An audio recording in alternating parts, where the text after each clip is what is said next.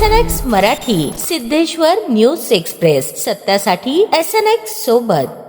तृतीयपंथीयांच्या सक्षमीकरणासाठी राज्य शासनाने एक महत्त्वपूर्ण पाऊल उचलत बीज भांडवल योजना लागू करण्याचा निर्णय घेतला आहे. सामाजिक न्याय व विशेष सहाय्य विभाग महाराष्ट्र शासन यांच्या 13 मार्च 2026 रोजीच्या शासन निर्णयानुसार ही योजना राबवण्यास मंजुरी देण्यात आली असून तृतीयपंथीय घटकाच्या आर्थिक व सामाजिक उन्नतीस मोठी चालना मिळणार आहे. या योजनेचा मुख्य उद्देश तृतीयपंथीय व्यक्तींना स्वयंरोजगाराच्या संधी उपलब्ध करून देणे हा असून लघु व्यवसाय सुरू करण्यासाठी आर्थिक सहाय्य देण्यात येणार आहे.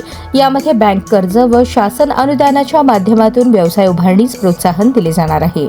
योजनेअंतर्गत लाभार्थ्याचा 5% स्वतःचा हिस्सा, 45% शासन अनुदान आणि 50% बँक कर्ज अशा स्वरूपात आर्थिक मदत दिली जाईल. तसेच 25,000 पर्यंत लघु, 50,000 रुपयांपर्यंत मध्यम आणि 2 लाखांपर्यंत दीर्घ कर्ज सुविधा उपलब्ध करून देण्यात येणार आहे.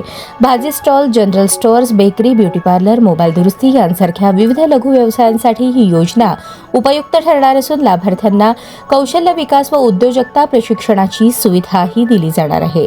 या योजनेसाठी अर्जदार तृतीयपंथीय व्यक्ती महाराष्ट्र राज्यात किमान 10 वर्षे वास्तव्यास असणे आवश्यक असून 18 ते 50 वर्ष वय असावे. तसेच सक्षम अधिकाऱ्याचे तृतीयपंथीय ओळखपत्र आणि व्यवसाय करण्याची क्षमता असणे आवश्यक आहे. इच्छुक लाभार्थ्यांनी शासनाने निर्धारित केलेल्या नमुन्यात अर्ज भरून आवश्यक कागदपत्रांसह सहाय्यक आयुक्त समाज कल्याण सोलापूर कार्यालयात सादर करावेत. अधिक माहितीसाठी संबंधित कार्यालयाशी संपर्क साधण्याचे आवाहन करण्यात आले आहे.